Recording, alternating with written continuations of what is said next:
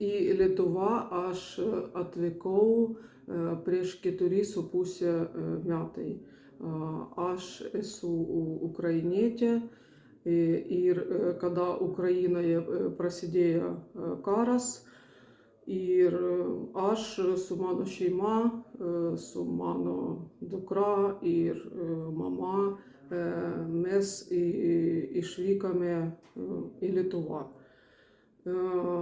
Jeigu aš noriu gyventi Lietuvoje, aš supratau, kad reikia kalbėti lietuviškai, reikia išmokti lietuvių kalbą. Taip, mes turime labai gerą ir įdomi grupą. Nebijokite. Pirma, nebijokite.